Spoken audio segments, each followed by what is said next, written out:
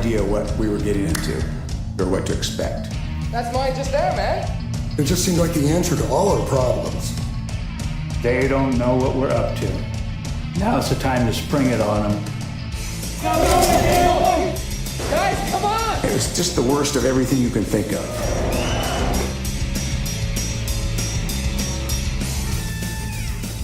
I'm gonna die in here if I don't get out.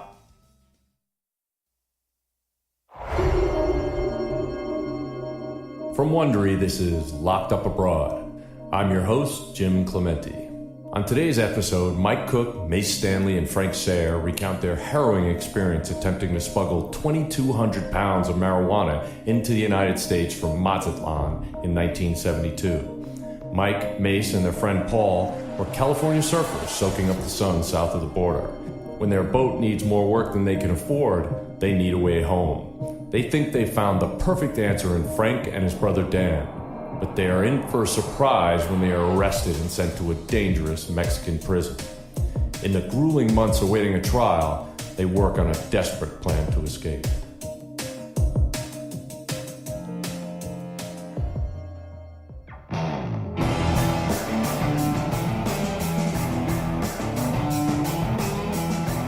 In the summer of 1972, I was 24 years old.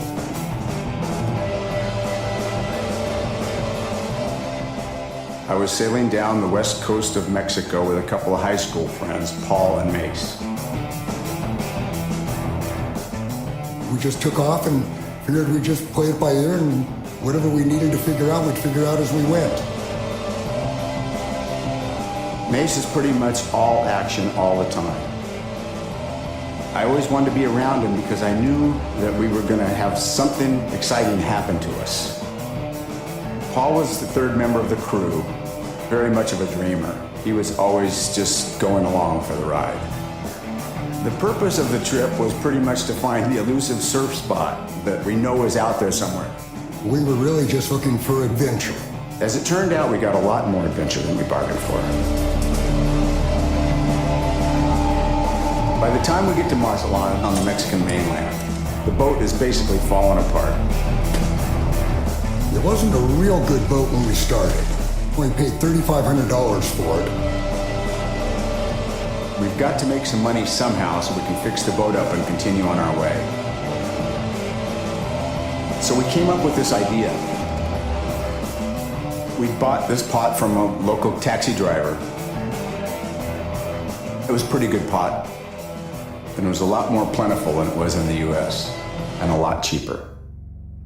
I said, maybe with the last of our money, we should buy some pot, take that back to the States and sell it. We could bring the money back, fix the boat up, and continue on our way. Well, it was that or turn around and go back home. So he said, yeah, because we didn't have any other options.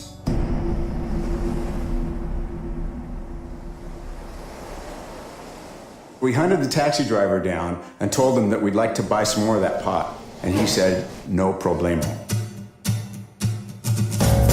We trusted him as much as you could trust any taxi driver that you've met in a foreign country. But of course, you never know. We're driving through town, outside of town, and up into the mountains. By about noon, we're pretty well up into the foothills of the Sierra Madres. We're starting to think, where are we going? All of a sudden, he stops. We're thinking, whoa, what is going on? It just was looking a little bit suspicious. He says, get out. We don't know if we're going to get robbed or what. So we're waiting there, wondering what's going to happen next.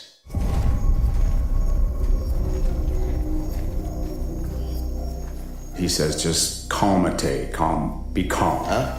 Tranquilo. Be calm.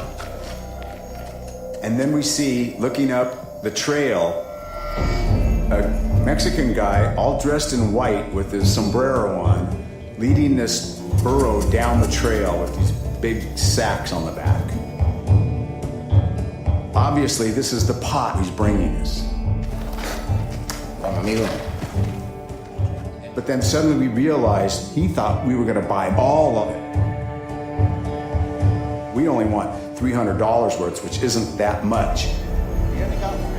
They tried to argue with us, but we had $300. That's all they were going to get, no matter what. Está jugando conmigo. Hey, $2,000. ¿Está loco? Okay, well, con mi tiempo. Sí, okay. $300. We thought, deal.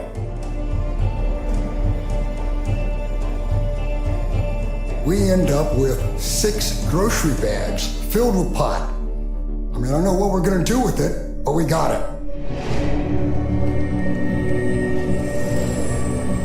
He drops us off in Mazatlan, and we're walking back to the boat, and we come to this one corner,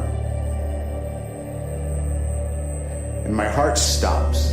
Oh, God. Okay. And there's a cop about 15 feet away staring at us. 3 gringos, holding shopping bags filled with pot. Oh, God. We're conspicuous. The tops of the bags are open, and you could see the pot if you actually looked inside the bag. He was looking at us, but if we walk away from him, he's gonna know something's up. I just thought, we have no choice but to man up and walk right by that cop. We're walking up and looking him right in the eye and just knowing he's gonna stop us. I'm holding these bags in my arms, and I mean, how's he not gonna notice these things?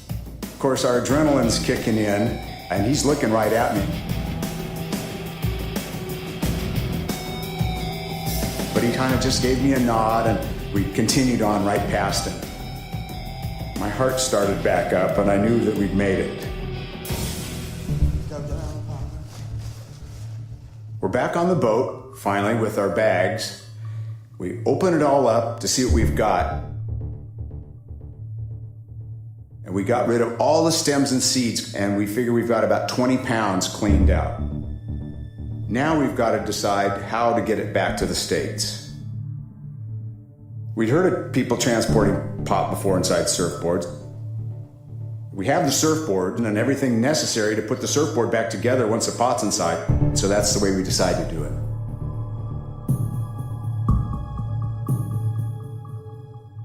I cut the top of the surfboard off very carefully around the outside edge. We peeled back the glass, scooped out all the foam from inside, and then put the pot inside the surfboard. When it was done, it looked just like a regular surfboard. It's pretty good. We have 2 choices now. One of them is to sail the boat back with the pot, but the boat's in really bad shape. The other option is for one of us to get on an airplane and fly it back to the States, but we don't have any visas. You can't even get a bus ticket without a visa. Well, this is bad news for us. We've got 20 pounds of pot and a surfboard and no good way to get it home. And that's when we meet Frank. I was there in Mazatlan visiting my brother Dan. I had a 40-foot sailboat, but I was stuck there for a while because we didn't have crew. I saw 3 guys in the harbor, strong American dudes, and I come up to them, and right away we're introduced, and we start chatting a little bit. Hi, Paul, this is Mace. Frank said, listen, we're going to sail our boat up to the States. That's mine just there, man. No way. Are you guys interested in becoming crew? And we went, bing. Now we have a way to get the pot back to the States. Great, yeah. I mean, it just seemed like the answer to all our problems. So we jumped at the chance. Yeah, perfect. See you later, Frank, man. Perfect, right? As soon as they're gone, I'm thinking, wow, these guys they're in for a surprise. Later that afternoon, we go out there and his brother Dan is with him. Where you guys from, man? My first impression was that they looked like adventurers. Welcome aboard. Okay. We sit down, cold beers, relax, So you guys are surfers, right? and I pull out this good weed that we have. We go, oh, that's good. These guys are pot smokers too. There you go.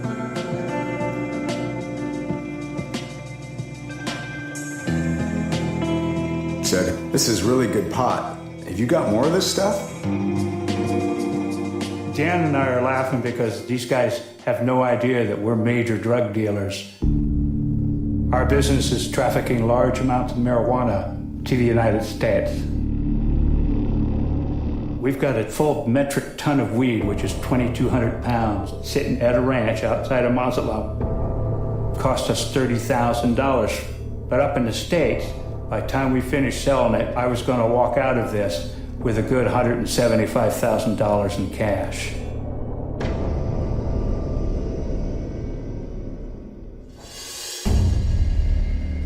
We're just looking for crew, and these guys fit the bill. I said, how would you guys like to help us smuggle a ton of this same good weed up to the States? That was a huge shock to hear that. Mike's jaw dropped and he goes, you got a ton of weed? I'm thinking, man, that's a lot of pot. If you got caught with that much weed, you know there's going to be some pretty serious consequences. We'll pay you $10,000 each. $10,000 each. That's a lot of money. We pretty much thought in for a penny, in for a pound. If they found us with 1 kilo or they find us with 100, it's going to be the same. Yeah? Deal.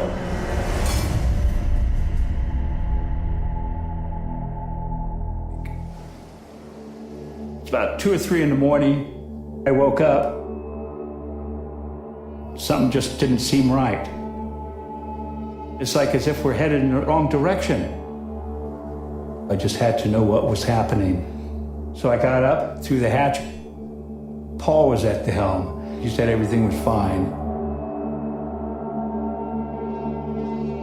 All of a sudden, boom! There's this hellacious crash.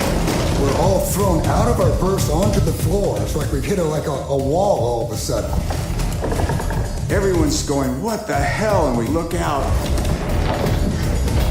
I look over at Mike, and his eyes are about the size of silver dollars. And there's 8 foot of soup just charging towards us. I don't know what the hell's happening other than we're being shipwrecked. The boat sank in maybe 2 seconds. I mean, the water level suddenly was up over our chins, maybe about 3 inches from the cabin top. And now it's just every man for himself. I'm gonna die in here if I don't get out.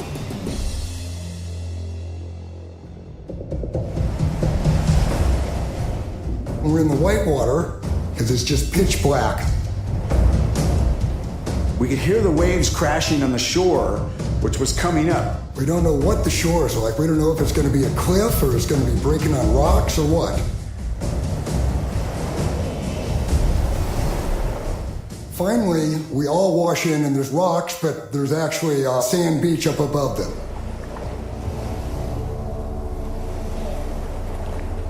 I just crawl up and fall exhausted on the beach at that point.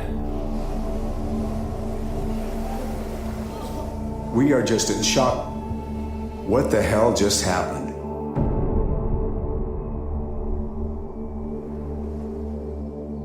The next morning was a morning I didn't want to wake up to. As soon as first light came, we started looking around.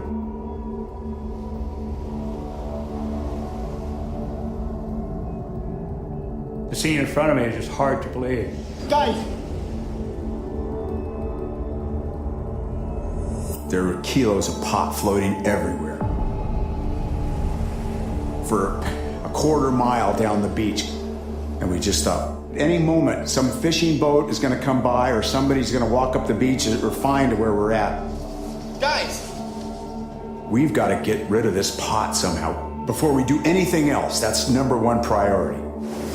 Guys! drag them all up where we can bury it. We're doing this as fast as we can, but before we knew it, some villagers came walking up the beach. Then we were in a whole different deal. If they figure out what we're up to, we're going to end up in a Mexican jail. Okay, go. While Dan and the rest of the crew were out burying the weed, Mike and I go over to talk to the villagers. Hola, senor. Hey. We had to get out of there as soon as possible. There wasn't time to think. We put some sand on top and then got out of there. But it was only buried 4 or 5 inches. It would take nothing to find it. We talked the villagers into giving us a ride into town. They said it was 30 miles to the north. Cool. Thank you. Yeah. I'm thinking, great. We're going to be long gone before they find the pot. Finally, we're out of there, and there's a huge sense of relief, and I think everybody else is feeling the same way. We're getting away from the scene of the crime, and we haven't been discovered. It looks like we're going to actually get away with it. About 5 minutes after we're underway, the truck stops. Right away, I'm going, oh, this isn't good. Here comes a pickup truck with its lights flashing. 6 federales jump out. And we go, oh my God. There's a half dozen men with rifles, ready to fire at us if we make a move. Just felt like my heart sank. They got us.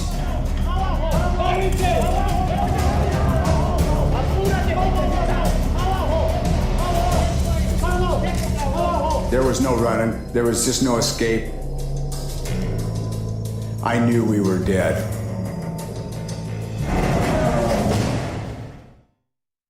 Want more Locked Up Abroad in your life? Introducing Wondery Plus.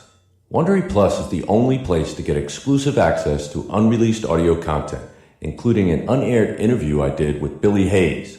He was featured in our first episode, and there's going to be much more. With Wondery Plus, you'll hear stories you can't hear anywhere else. Wondery Plus is also home to behind-the-scenes looks at our show, scripts, and even more. Visit Wondery.com/plus to continue to experience Locked Up Abroad and to get your first 30 days free.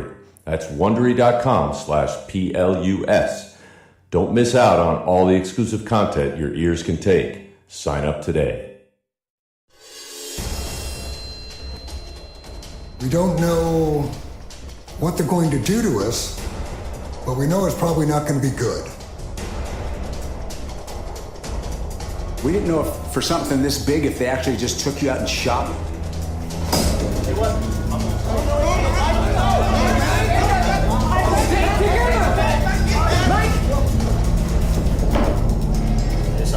They took me into this room and said, sign this confession.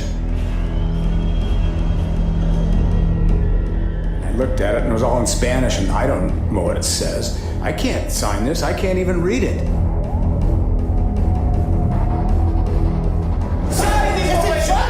Then they started sticking rifles into my side, poking me, saying, sign it. I'm not gonna sign it. I knew I was going to get beat up seriously if I didn't sign it. It was a ludicrous feeling, so I couldn't know why I was being asked to sign, yet I knew I would sign it. You just realize that, well, it's not a choice. It's not a and or. In the end, you are going to sign that paper.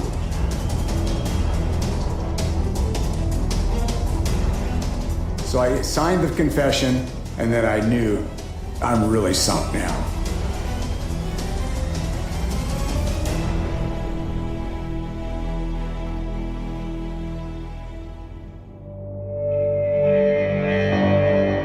And I have no idea what we were getting into or what to expect. They just literally put you in there and close the door behind you.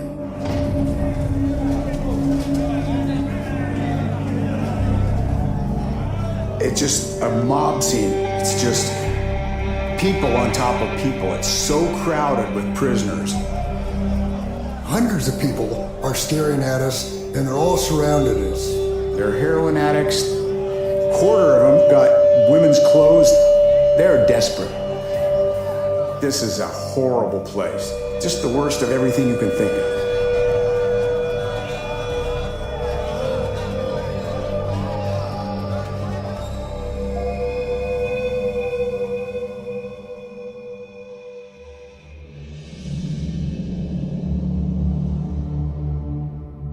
Oh, that first night was a tough one. All I could think about is how long were we going to spend in here? We could tell it was going to be tough. Looking at the squalid conditions and the other inmates that were locked up with and everything, gosh, how could we survive there? I don't know if I can do 5 years here. I don't even know if I can do 5 weeks. We just didn't know how long we would be there. It sent chills up our back. I'm looking at the guys, and I can see that we're all thinking the same thing.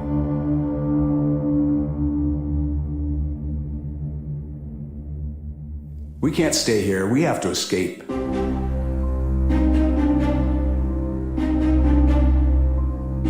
So the next morning, we started looking around for ways to get out of this place. There's this 25-foot wall with glass on top, and a wall beyond that, guards manning it. The only way I could see it, and so did the others, was we had to tunnel underneath them. It sounds crazy because it's all concrete, but we're Americans, so we've all seen The Great Escape, so we thought if we could break through the concrete somehow, the digging part would be easy. We'd have to go from our room, underneath the bathroom, underneath the first wall, to this no man's land that's out there somewhere, underneath the outer wall, and then we're free. All in all, we reckon it was a distance between 30 and 50 feet. I certainly didn't think it was a slam dunk that we'd succeed, but I thought we had a shot at it. First thing we really need is some sort of a hammer and maybe a large screwdriver so that we can crack through that cement. They're doing some work in the prison on one little part of the wall. I noticed there's a rock sitting there. So I grabbed that and took it back to our room. But we didn't have a screwdriver. So instead, we managed to buy a butter knife from one of the other prisoners. That doesn't sound like much, but we figured that's maybe enough to get started. Underneath my bed was the closest spot to dig from. We set a little tent up in the corner out of a blanket to muffle a sound, and we organized a lookout system. We're ready to go. With that rock and that butter knife, we started chipping at the floor. We always had somebody in the room with the person chipping at the concrete to tell him if he was making too much noise.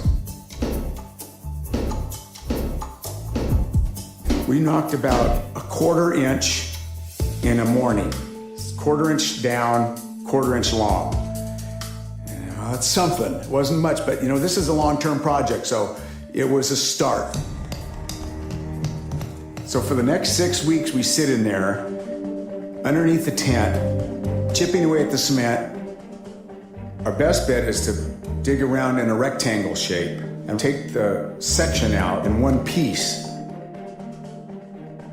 The problem was that the guards could come in at any time and see what we were doing, see the crack. We start mixing cornstarch with water and mix in some powdered ash with it to make it gray, and every night we'd fill the crack that we're making. Put a little dust on top, you could hardly tell. We're making very slow progress. But we just kept chipping away at the concrete. Until we finally break through.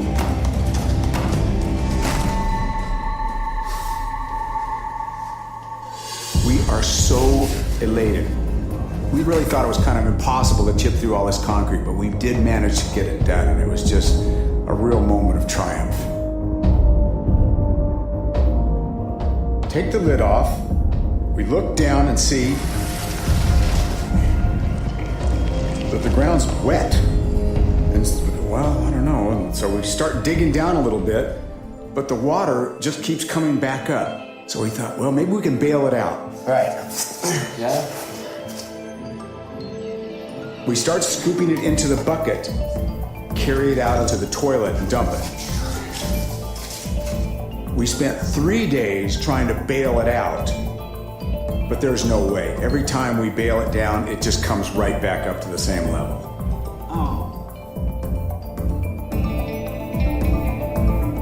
God, we went through all that and then seeing the water we can't dig underwater.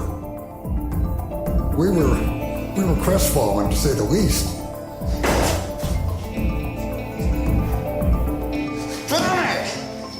Damn it, man. We have no choice. We've got to seal the tunnel back up and forget about it. The tunnel idea was dead, and that's really what's been keeping us going with any hope to get out of here. So from that point on, we just resign ourselves to being prisoners in there.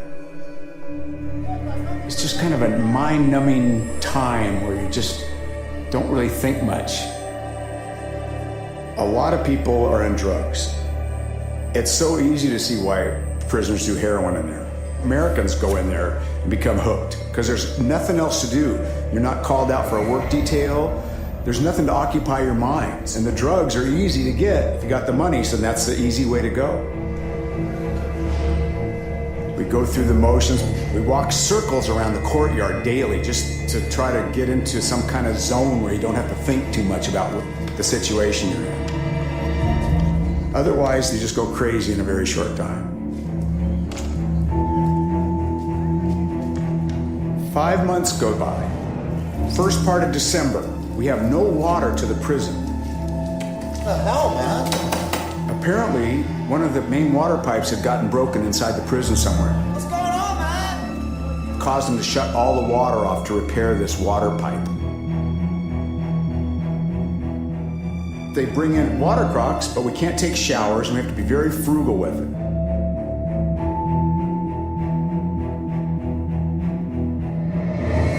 So after about the third day of this, I thought, maybe it's dry in our tunnel hole.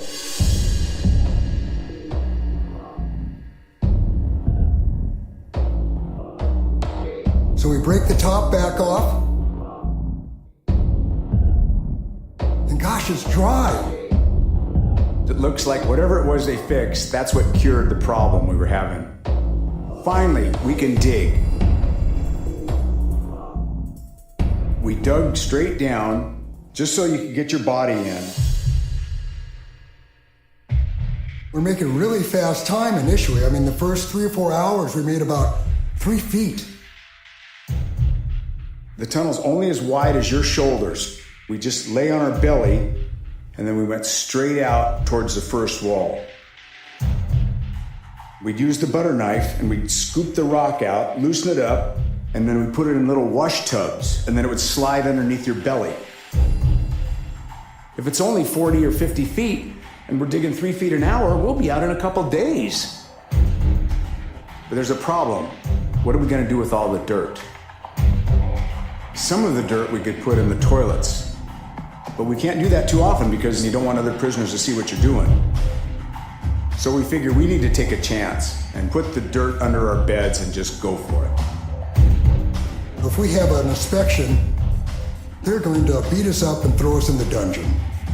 It's a big risk. We've got to dig this tunnel and dig it fast.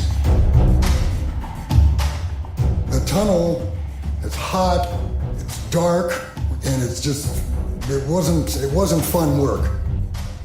The shift was anywhere from 2 hours to 5 or 6 hours.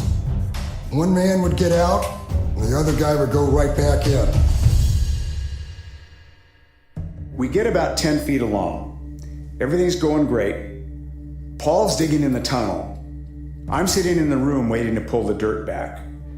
And suddenly he comes out of the tunnel and he's sheet white. I said, "Paul, what's wrong?" He says, "I think I just broke the sewer pipe out." I said, "What?"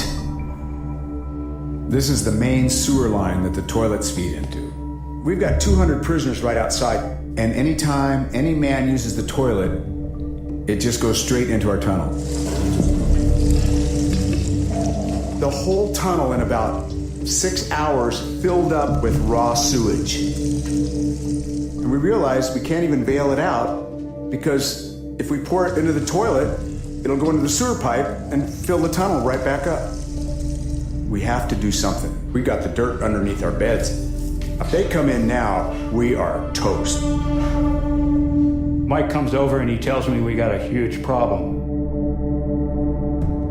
I put my head down close to the hole and I was totally repulsed, so repulsed I almost barfed.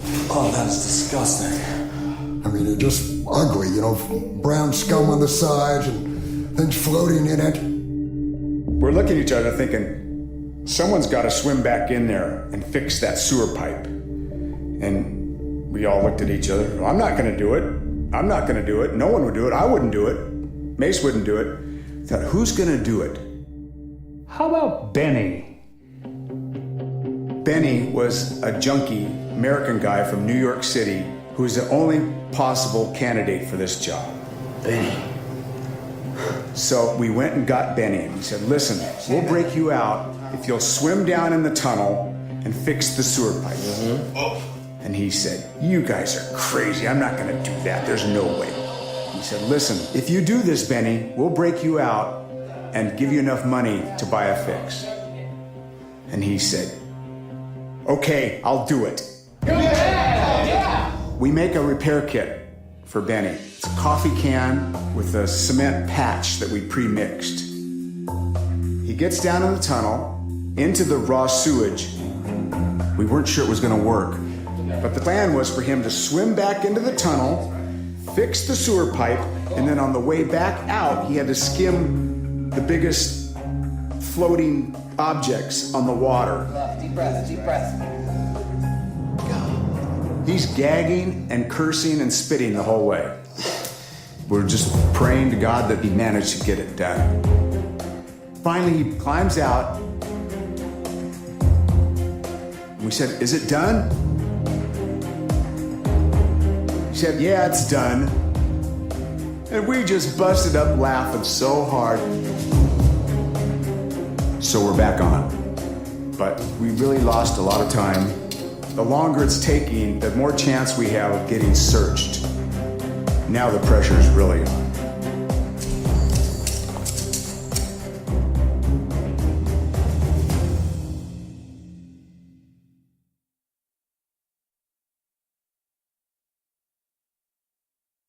We get underneath the inner wall and start going out onto no man's land.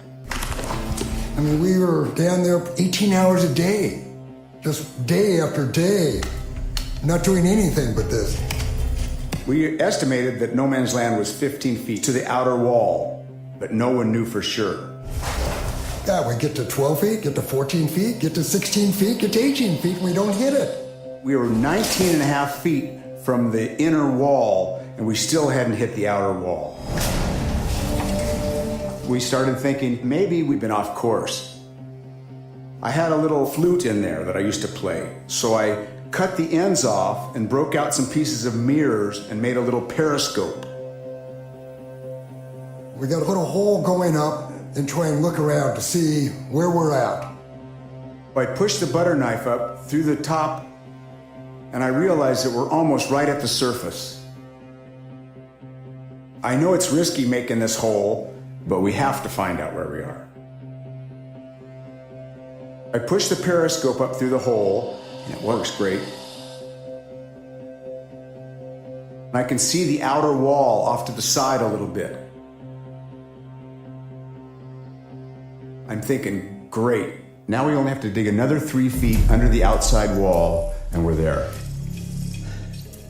Mike tells me we're really close, but I'm thinking, wow, this is going to really work.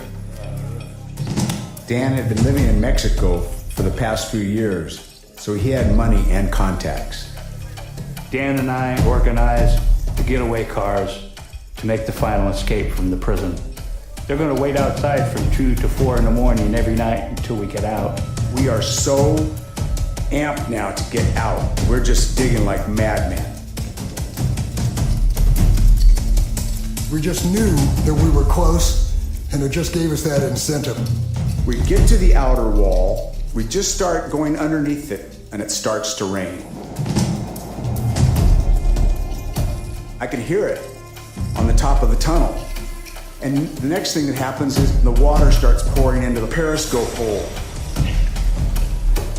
And I said, oh man, the rain is just getting harder and harder. Our periscope hole is acting like a drain for no man's land.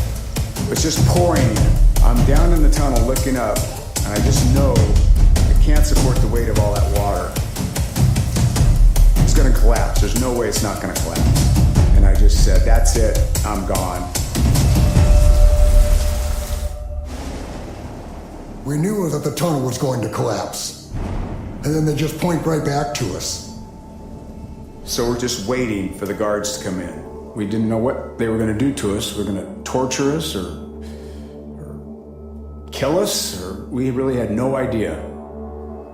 And we just waited and waited. Waited and waited. We're just afraid any minute they were gonna come in. And it rained all that night, and it rained into the next morning, and finally it stops.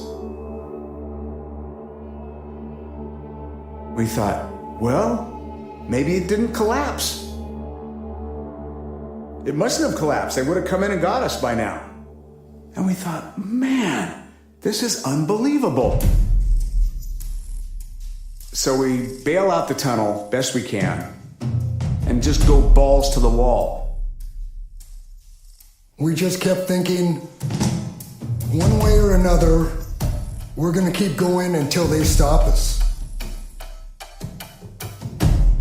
We got all the way through where we knew that we could come straight up and be on the outside. The plan was to stop digging just before we broke through the surface. Mace was actually digging at the time. He came out of the tunnel and said, that's it, we've got a foot to go. I go and get all the other guys and say, it's on, let's go. Dan's pickup men were waiting outside. I'm thinking, this is it. This is it. We're going to get out of this, baby. We put our clothes on inside out. That way, after we get out, we can put the dirty side in and at least they'll look clean. Somewhere or another, we've come up with a knit ski cap, and I pulled that down over my head and disappeared down the hole. And then one by one, we followed him down into the tunnel. I'm next, then Paul, Then Dan, myself, and Benny. We all lined up head to foot, head to foot. I'm starting to dig up, and all the dirt's falling in my face, and all the guys are behind me in this hole just sweating. He says, we're almost there. Calm down, we're almost there. 10 minutes goes by and nothing. I'm wondering what the hell's going on. What's the hold up, man? Come on. That last foot seemed to take forever. Finally, he breaks through.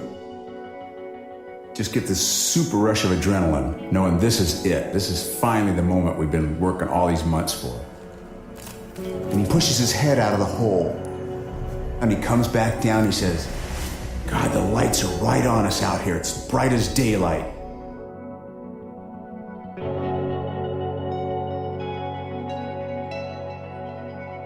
It's lit up like daylight. Anyone that looks can see us. We said, well, that's the way it is, but there's no going back. So I see him get out the tunnel, and I go for it. I get outside the wall and stand next to it, and we're just trying to stay calm and not do anything stupid. Next one out is Paul, and we start edging down the wall. Finally, I see Dan pop out of the tunnel. As I reach the exit, I jump up, and there it is. I'm out. I make my way along the wall, and Benny follows. And now comes the hardest part of the plan. We've got to get across the road in full view of the guards And if we start running, we know they're gonna see us and start shooting. So we have to force ourselves to walk, hoping that if they saw us, they would think that we were just some of the residents returning home. So I take a deep breath and walk out across the street. You feel like you just want to start running, but you know you can't. But everything in your body's telling you to just take off. And every second, I'm just expecting to hear a shot ring out. We started going a little further, walking a little faster. No guards shouts, no guard firing guns. We start walking a little faster, and we get around the corner, and then we run. And that feeling of freedom right then, first time I'd run in 7 months, was just an all-time high. We're getting away from this prison, and there's not a shot fired. We were running off to get in a getaway car and get the heck out of the city.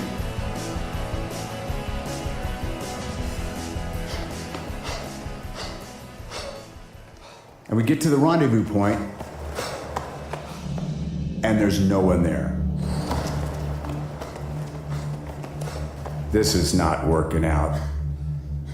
Pretty soon it's gonna be roll call, and they're gonna know we're gone. Dan says, "Don't worry, I have a second alternate spot."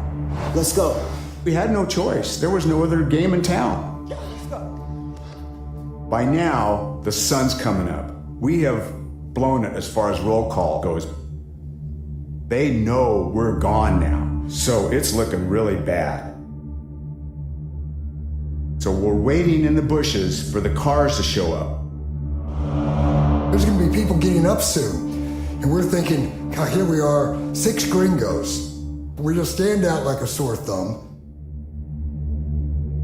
Finally, we see 2 cars coming up the road. I look at Dan and say, "Please tell me that's them." And I see him look. He says, "That's them." It just felt, good isn't enough of a word to describe it.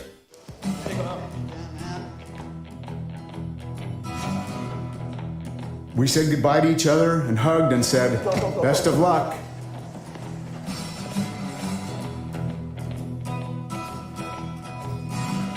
It was really hard saying goodbye to these guys after everything we'd been through, but we got out of there as fast as we could.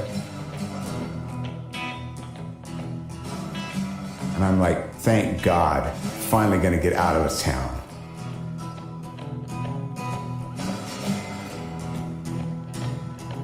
Finally, we get to the moment of truth. The guard kind of just waves us through. Didn't ask for IDs or anything. He said, "Go on." I was just... did it. It just suddenly hit us that we really had gotten away and they weren't going to put us back.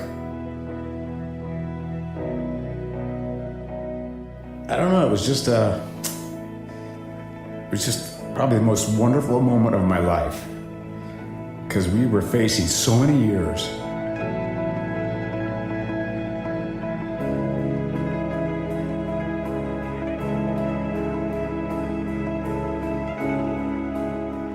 Freedom was never so sweet as it was then, because you don't know what you've lost until it's lost, as that line goes. And you know you never want to be in that situation again, no matter what.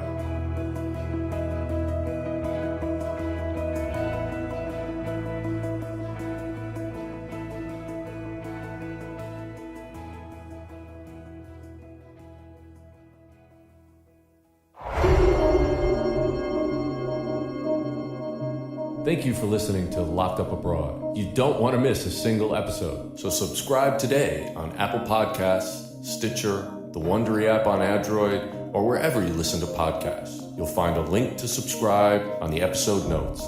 Simply tap or swipe over the cover art. You'll also see some great offers from our sponsors. Please support our show by supporting our sponsors.